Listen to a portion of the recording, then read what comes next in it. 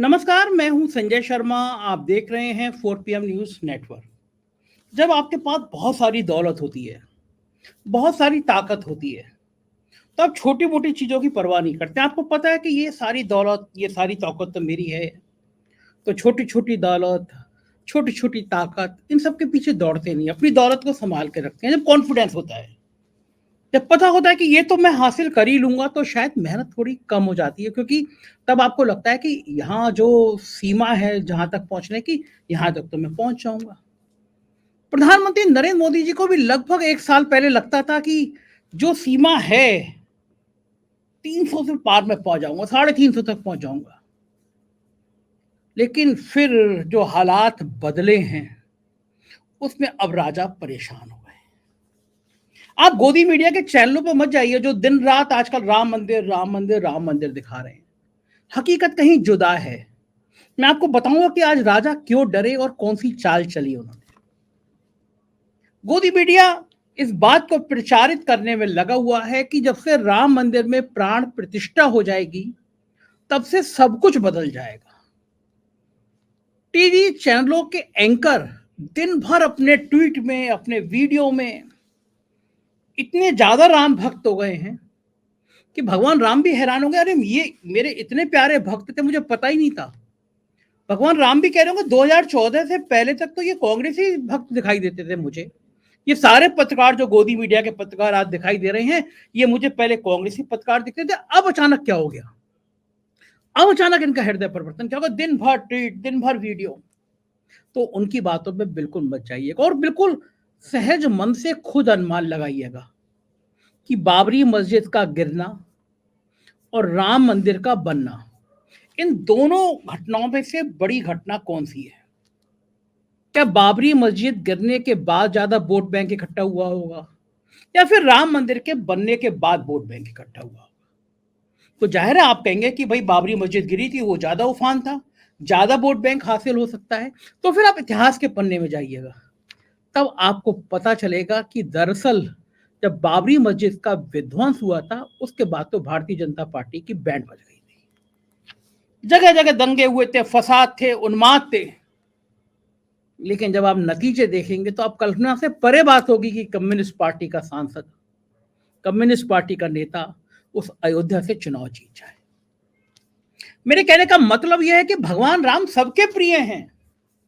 भगवान राम को लेकर किसी को कोई शक नहीं है। लेकिन जब भगवान राम को लेकर कॉपीराइट होने लगे, भगवान राम के नाम को बेचा जाने लगे, और जब ये कहा जाने लगे कि हमारे शंकराचार्य तो कुछ मतलब रखते ही नहीं है, जब भक्तों की ऐसी जमात तैयार हो जाए जो शंकराचार्य के चरित्र पर सवाल करने लगे, शंकराचार्य की मानसिक स्थिति पर सवाल करने लगे, तो समझ लीजिए कि हिंदू धर्म का, सनातन धर्म का और राष्ट्र का कहीं ना कहीं पतन निश्चित है। क्योंकि जब आप कुछ साल पहले कहते थे कि ये शंकराचार्य हमारे भगवान हैं, इन्हीं शंकराचार्य ने सनातन धर्म की रचना करी, इन्हीं शंकराचार्य ने हिंदू धर्म की रक्षा करी, और आज वो शंकराचार्य अगर ये कह रहे हैं कि पूरा मंदिर नहीं बना, ये शंकराचार्य अगर कह रहे हैं कि प्राण प्रतिष्ठा तब तक नहीं हो सकती जब तक मंदिर पूर्ण ना हो जाए, मंदिर के ऊपर कलश ना लग जाए, धर्म की ध्वजा ना पताका फहर जाए, तब तक मंदिर नहीं बन सकता। अगर शंकराचार्य ने ये बात कह दी, जो वेदों में है और जो हमारे सनातन धर्म में है, जिन परंपराओं में है, जो धार्मिक अनुष्ठान में है कि भाई बिना बिना धर्म पताका के मंदिर नहीं लग सकता, तो फिर वो शंकराचार्य बेकार हो जाते हैं। दरअसल ये दूसरा दौर है, ये दौर साहेब का है, ये दौर साहेब की बातों का है। जब ये दौर वो है जब जेपी नड्डा उन्हें देवताओं का देवता कहते हैं और चंपत राय उन्हें भगवान विष्णु का अवतार कहते हैं। तो भक्तों की एक फौज समाज में नहीं है, भक्तों की बड़ी फौज मीडिया में है। और जो अपने आप को नेशनल मीडिया कहते हैं, जो गोदी मीडिया है, वो आपको दिन रात राम मंदिर इसलिए दिखा रहे हैं, राम धुन इसलिए सुना रहे हैं क्योंकि उन्हें अपने साहेब का, अपने प्रधानमंत्री का चेहरा भगवान राम के समकक्ष खड़ा करना है। आप सोचिए किसी टीवी चैनल पर यह बहस नहीं हुई कि हमारे प्रधानमंत्री जी का फोटो बड़ा है और हमारे आराध्य, हमारे भगवान राम का फोटो छोटा है। हमारे प्रधानमंत्री जी भगवान राम की उंगली पकड़कर ले जा रहे हैं मंदिर की तरफ।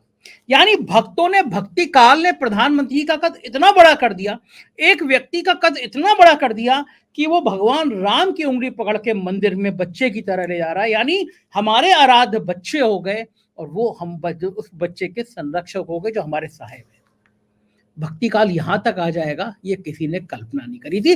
और सबसे बड़ी चिंता की बात है, भक्ति काल का कोई विरोध भी नहीं करेगा, ये किसी ने सपने में सोचा नहीं था। अब आप कल्पना करिए कि साहेब के इस भक्ति काल के बाद फिर बचता क्या है, समाज में क्या बचता है।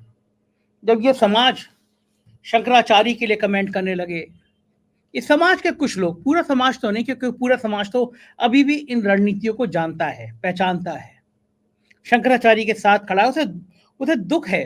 अब आप मुझे बताइए, मैं मंदिर में जाऊं या नहीं जाऊं, मैं भगवान राम को मानता हूं तो क्या जरूरी कि मैं 22 जनवरी को प्राण प्रतिष्ठा में ही जाऊं।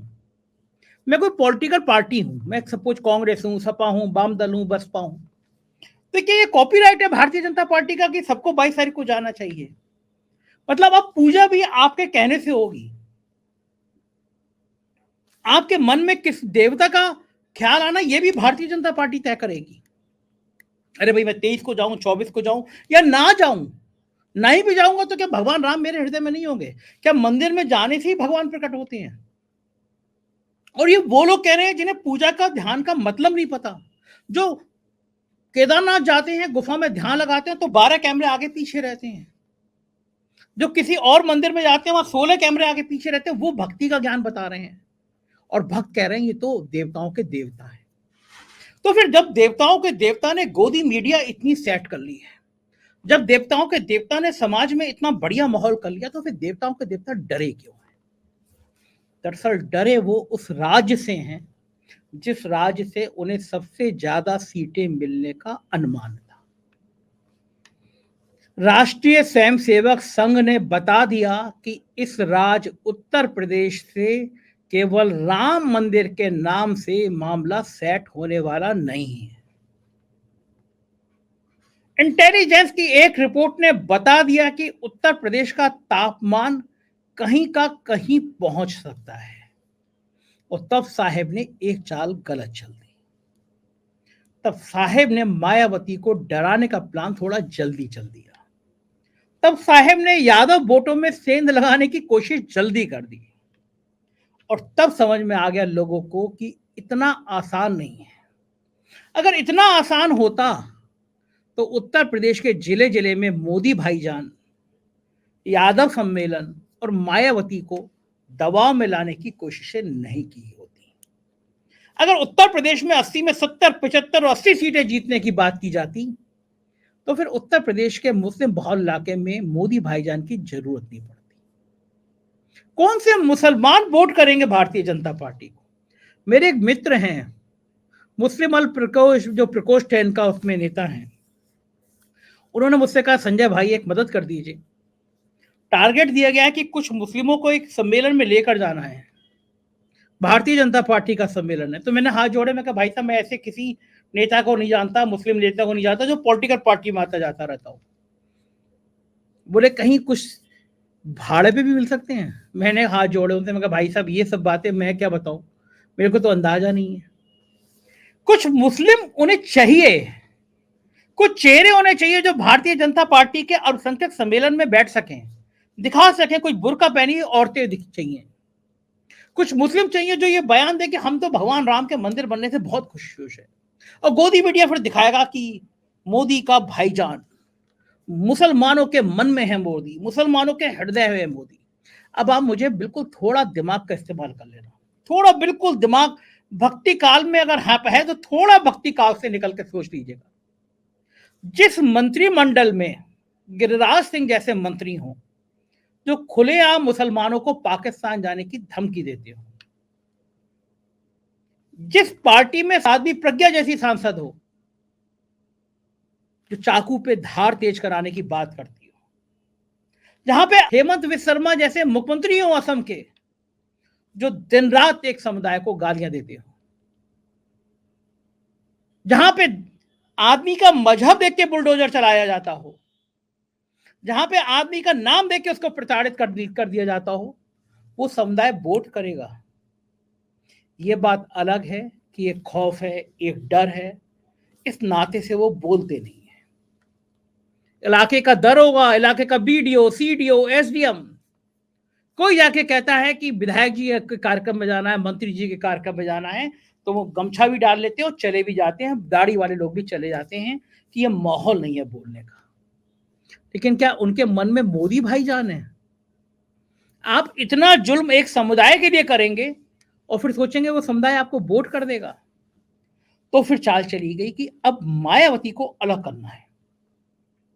भारतीय जनता पार्टी के एक बहुत बड़े नेता ने मायावती से मुलाकात की, ऐसा मेरी जानकारी में आया है, और कहा कि आपकी सारी फाइलें खत्म की जा सकती हैं, आपके भतीजे को, आपके भाई को सारी जांचों से मुक्त किया जा सकता है, उत्तर प्रदेश का चुनाव आपको अलग लड़ना पड़ेगा। ये मैं कह रहा हूं मेरी जानकारी में आया है, पुष्ट नहीं हूं, क्योंकि जब तक उन दोनों की मीटिंग के फोटो ना हो, बातचीत ना हो, मैं कैसे कह सकता हूं। लेकिन मेरे को बहुत जिम्मेदार बहुत सीनियर जर्नलिस्ट उन्होंने बताया है, और मुझे संघ के भी एक प्रचारक ने बताया कि हाँ, मायावती से संवाद की बात सही है। कहा गया कि सारी फाइलें बंद हो जाएंगी। बहन जी, चुनाव अलग लड़ना है, चुनाव अकेले लड़ना है। और बहन जी ने अपने जन्मदिन पर घोषणा कर दी। ये घोषणा नहीं करी, अखिलेश यादव को गिरगिट जैसा बता दिया कि अखिलेश यादव गिरगिट जैसा रंग बदलते हैं। थोड़ा पीछे चलिए, 2019 के लोकसभा चुनाव में चलिए, जहां पे अखिलेश यादव और मायावती साथ साथ चुनाव लड़ रहे थे। तब गेस्ट हाउस कांड को लेकर मायावती बहुत नाराज थी। लगता था सपा और बसपा कभी एक मंच पर आ नहीं सकते। लेकिन एक इटावा में शायद एक बड़ा सम्मेलन हुआ, जिसमें मुलायम सिंह और मायावती दोनों इस मंच पे थे। डिंपल यादव ने मायावती के पैर छुए थे और मायावती के भतीजे आकाश ने नेताजी के पैर नहीं छुए थे। इससे यादव समुदाय में बहुत नाराजगी थी। लेकिन ये अखिलेश यादव के परिवार की विनम्रता है और संस्कार हैं कि अगर कोई बड़ा बूढ़ा है तो उन घर की बहू पैर छूती हैं। हमारे और आपके घर के भी संस्कार होते हैं। चुनाव हुआ, नतीजा आया, मायावती को 10 सीटें मिली, अखिलेश यादव को 5 मिली। और ये बात सब जानते हैं कि अखिलेश यादव का वोट ट्रांसफर हुआ मायावती का, लेकिन दलित वोट बहुत बड़ी संख्या में बीजेपी में चला गया। ये सब जानते हैं। मायावती उस रिजल्ट के बाद अखिलेश यादव पर विफर पड़ी और जितने खराब शब्द हो सकते हैं उन खराब शब्दों को बोला, और पलट के अखिलेश यादव ने मायावती पर कोई हमला नहीं किया। मायावती के बड़े करीबी अफसर रहे हैं पदम सिंह जी। आपको याद होगा एक वो सैंडल वाला पोछने वाला कांड, वो मायावती के सैंडल पोछ रहे थे, बहुत तस्वीर वायरल हुई थी और बहुत लोकप्रिय अफसर थे वो। मायावती के संग सालों साय की तरह रहे थे और मायावती जिस समुदाय से आती है, समुदाय के लोग पदम सिंह को भी अपना नेता मानने लगे थे। रिटायर हो गए। एक दो बार मेरी उनसे लंबी बात हुई कि क्या काशी राम का मूवमेंट था, मायावती का मूवमेंट क्या। मैं उनके घर भी गया एक बार चाय पीने के लिए, समझने के लिए कि मायावती की रणनीति क्या है, दलित समाज की राजनीति क्या है, क्योंकि पदम सिंह जी से अभी भी बहुत सारे दलित समाज जुड़ा रहता है। उन्होंने मुझसे कहा, और देखिए ये छोटी छोटी लाइनें बड़ी होती हैं, उन्होंने मुझसे कहा कि बहन जी को इतनी जल्दी ये समझौता तोड़ना नहीं चाहिए था लोकसभा चुनाव के बाद, और तोड़ा भी था तो अखिलेश यादव पर हमला नहीं करना चाहिए था। अखिलेश यादव एक मजे हुए राजनेता की तरह खामोश रह गए, उन्होंने मायावती के लिए कुछ नहीं किया और दलित समुदाय में यह संदेश किया कि अखिलेश शरीफ है, वो कुछ नहीं बोल रहे हैं, मायावती हमला कर रही है। और आज मायावती ने फिर उनके लिए गिरगिट कह दिया। मैंने अखिलेश यादव को इंटरव्यू किया, 48 घंटे पहले किया, और मैंने पूछने की कोशिश करी, मायावती से रिश्तों के लिए पूछने की कोशिश करी क्या होगा, तो बस मायावती पर व्यक्तिगत टिप्पणी नहीं करी, ये कहा कि उस पार्टी की गारंटी कौन लेगा। सुनिए, मैं सुनाता हूं कि अखिलेश यादव ने क्या कहा मायावती के। कांग्रेस के नेताओं में से बहुत बड़े उत्तर प्रदेश में कांग्रेस के नेता हैं, वो ये चाहते हैं कि मायावती भी गठबंधन में शामिल हो जाए, लेकिन अखिलेश जी नहीं मानते। देखिए, वो हमारा मानना ये है कि हम उन पार्टी के लोगों का बहुत सम्मान करते हैं, लेकिन पुराना रिकॉर्ड ये देखते हैं कि उनका दल बीजेपी को हराने का कम काम करता है, समाजवादी पार्टी को हराने का काम ज़्यादा करता है। और ये मैं बात यूं ही नहीं कह रहा हूँ। अगर आप उत्तर प्रदेश का रिजल्ट और उत्तर प्रदेश में जो रिजल्ट आए हैं या जिस तरीके से उन्होंने प्रत्याशी उतारे हैं, वो यही सी तरह प्रत्याशी उतारती है बहुजन समाज पार्टी कि समाजवादी पार्टी का नुकसान कैसे हो जाए, समाजवादी पार्टी कैसे हार जाए, बीजेपी को लाभ कैसे पहुंचाए। तो आपका ये इशारा है कि इंडिया गठबंधन में आप नहीं चाहते कि मायावती जी की एंट्री हो? मेरे चाहने न चाहने का सवाल नहीं है। सवाल ये है कि हम कोई भी वो कदम नहीं उठाएंगे जिससे भारतीय जनता पार्टी को लाभ पहुंचे। कांग्रेस ने आपसे बात करी मायावती के शामिल होने के इंडिया गठबंधन में? कांग्रेस ने मुझसे किसी ने बात नहीं, कांग्रेस की। आपने की जब चर्चा आई तो ये जिक्र कहीं आया कि मायावती भी गठबंधन में शामिल हो जाएं? जो लोग ये चर्चा और बात करना चाहते हैं, मैं समझता हूँ वो समय नहीं है कि हम समय को खराब करें। जिस तरह से बीजेपी तैयारी कर रही है, एक हफ्ते के बाद, और मैं तो कहता हूँ आज से ही आप सांस नहीं ले पाएंगे। टीवी पे जो तस्वीरें आएंगी, जो वीडियोस आएंगे, अखबारों में जो वीडियोस आ रहे हैं, अखबारों में जो मान लीजिए डिजिटल प्लेटफॉर्म के जो अखबार, उनमें क्या आ रहा है, अखबारों में क्या आ रहा है, सोशल मीडिया में क्या है, आप किससे लड़ने जा रहे हैं, पहले ये तो समझिए किससे लड़ने जा रहे हैं। अगर आपको ये पता है कि किस दल से लड़ने जा रहे हैं, तो आपको ये सोचना पड़ेगा कि हमारी रणनीति क्या हो। इससे समय नहीं खराब करना है। और मैं पहले दिन से, जब से नया साल शुरू हुआ है, समाजवादी पार्टी ने और अपने संगठन ने पूरी तैयारी करना शुरू कर दी है। संगठन के जितने भी हमारे पहलू थे या हमारे जो सहयोगी संगठन है, उन सब की मैं बैठक कर चुका हूँ। अच्छा, अगर कांग्रेस ये प्रपोजल देती है कि हम मायावती को भी शामिल कर लेते हैं इसमें, तो आपकी क्या राय होगी? हमारी कोई राय नहीं है। बीजेपी को हराने के लिए क्या समीकरण है बता दें हमें आकर के, और कल को गारंटी कौन लेगा? गारंटी तो किसी आप भी पार्टी की गारंटी कौन लेगा? आधी आप लेंगे, आधी राहुल गांधी लेंगे? नहीं, मैं किसी की गारंटी नहीं ले सकता। मैं अपनी गारंटी ले सकता हूँ। राजनीति में मैं किसी दल की और किसी नेता की गारंटी नहीं ले सकता। मैं अपनी गारंटी तो ले सकता। अच्छा, मैं बिल्कुल शुद्ध मैं भाषा में पूछूं, लोग कह रहे हैं कि अगर मायावती जी ने अधिकांश सीटों पे मुसलमान प्रत्याशी खड़े कर दिए, आपको हराने के लिए खड़े कर दिए, तो मुसलमान वोट बढ़ जाएगा, और मुसलमान वोट उत्तर प्रदेश में सबसे इंपॉर्टेंट है। चुनाव में ये आप भी महसूस करते होंगे, और कांग्रेस को लग रहा है कि अब मुसलमान उसकी तरफ है। ये धारणा बना रही है कांग्रेस और उसकी टीम। देखिए, कांग्रेस पार्टी क्या धारणा बना रही है और किस दिशा में काम कर रही है, जो राजनीति करते हैं वो सब समझते हैं। इसीलिए मैंने कहा ये समय वो नहीं है कि आप कोई साजिश और षड्यंत्र करें। ये समय वो है कि आप सब एक साथ आकर के भारतीय जनता पार्टी का मुकाबला करें, और उन साथियों के साथ जिनके सेकुलर क्रेडेंशियल्स हैं, जिनके लिए आपको गारंटी के लिए कोई काम नहीं करना पड़ेगा। अगर कांग्रेस बसपा के साथ चली गई और आपको छोड़ दिया, फिर राजनीति में क्या होगा कल? अब राजनीति कर रहे तो राजनीति करेंगे। आपकी तैयारी है कि अगर आपको अकेला लड़ना पड़े? मैं हर परिस्थितियों में लड़ने के तैयार हूँ, लेकिन ये बात मेरी तरफ से नहीं आ सकती कि मैं गठबंधन तोड़ दूं या मेरा व्यवहार खराब हो। इंडिया गठबंधन को मजबूती कैसे मिले, उस दिशा में मैं काम करूंगा। सुना आपने, मैंने कहा भी भाई आधी गारंटी आप ले लीजिए, आधी गारंटी राहुल गांधी ले लेंगे। तो अखिलेश ने कहा मैं तो गारंटी नहीं ले सकता। लेकिन एक शब्द भी अपशब्द नहीं कहा, संविधान की बात की। उन्होंने कहा कि समाजवादी पार्टी तो संविधान वाली पार्टी है, उसका नाम में ही, उसके घोषणा पत्र में ही संविधान है। अब बात आगे निकली है।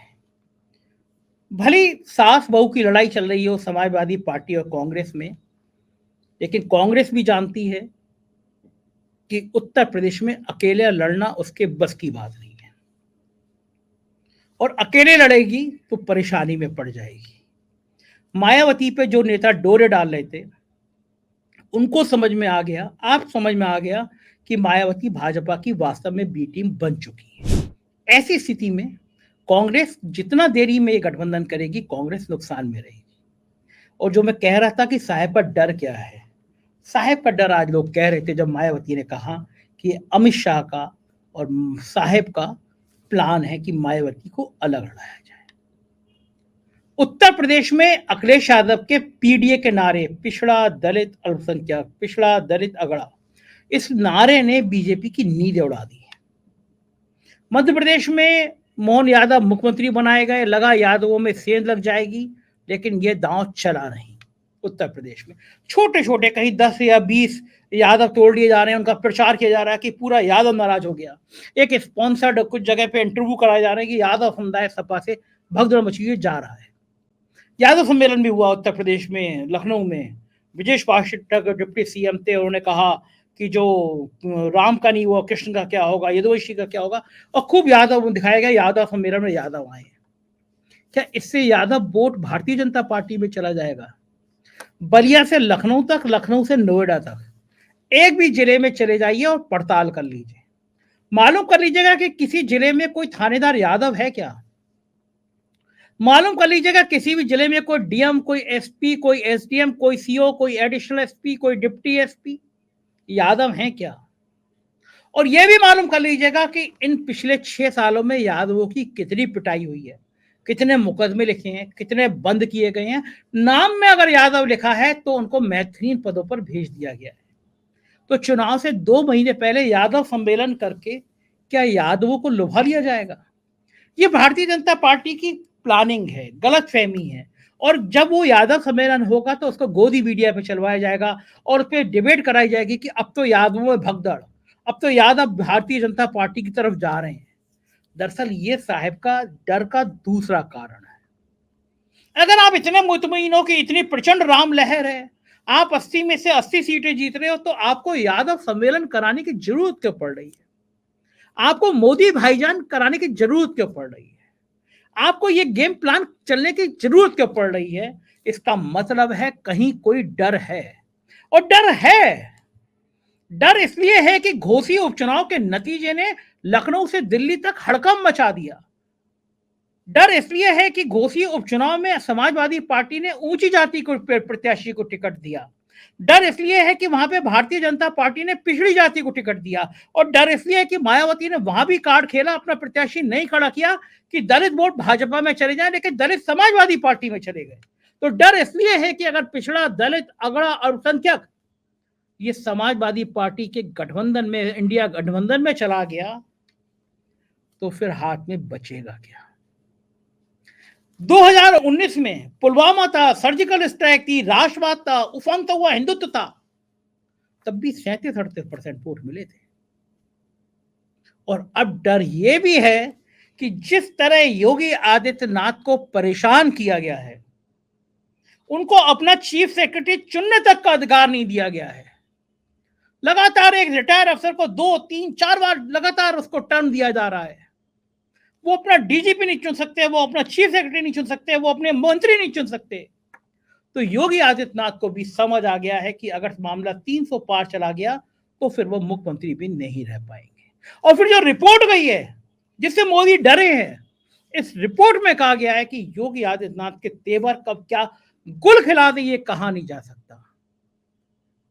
और फिर अगर ऐसा हुआ तो भारतीय जनता पार्टी के लिए तो परेशानी होगी, साहब का झोला भी उठ जाएगा। इसीलिए मोदी भाईजान, इसीलिए बहन जी का अलग लड़ना, इसी की तैयारी कर रही है भारतीय जनता पार्टी। लेकिन दांव क्या मीडिया से हो जाएगा, गोदी मीडिया से हो जाएगा। जमीनी हकीकत कहीं जुदा है। जमीन की पड़ताल करेंगे तो कहीं हालात खराब हैं, बढ़ती हुई महंगाई है, जातीय उफान है। राम मंदिर दिलों में है, लेकिन अब इस बार इसको वोट में कन्वर्ट हो पाएगा राम मंदिर, ये केवल आपको अंजना ओम कश्यप बता सकती हैं, रूपका लियाकत बता सकती हैं, सुधीर चौधरी जैसे लोग बता सकते हैं। हकीकत इससे कहीं जुदा है। हकीकत देखते रहिए, साहब के चेहरे के तेवर देखते रहिए, उनको गाय को चारा खिलाते हुए देखते रहिए, उनको मंदिर की पूजा करते हुए देखते रहिए, उनके अनुष्ठान को देखते रहिए। कुछ तो है जिसके लिए साहब बहुत परेशान हैं। एक एक करके हम पड़ताल करते रहेंगे, हम आपको बताते रहेंगे कि दरअसल देश की राजनीति में, दरअसल देश की राजनीति उत्तर प्रदेश में, दरअसल भारतीय जनता पार्टी में, दरअसल विपक्ष में चल क्या रहा है। ये देखना हो तो आज ही चैनल को सब्सक्राइब करिएगा, चैनल को ज्वाइन कीजिएगा, मुझे अपनी राय से जरूर अवगत कराइएगा। मैं आपके हर कमेंट पढ़ता हूं, समझने की कोशिश करता हूं कि आपको मेरी बात सही लग रही है, गलत लग रही है। कमेंट जरूर करते रहिएगा, चैनल को ज्वाइन कीजिएगा। राज्यों के हमारे भी अलग अलग चैनल हैं, 4 PM यूपी, बिहार, गुजरात, महाराष्ट्र, कर्नाटक, राजस्थान, मध्य प्रदेश और 4 PM बॉलीवुड, उन्हें भी सब्सक्राइब करिएगा। थैंक यू, शुक्रिया।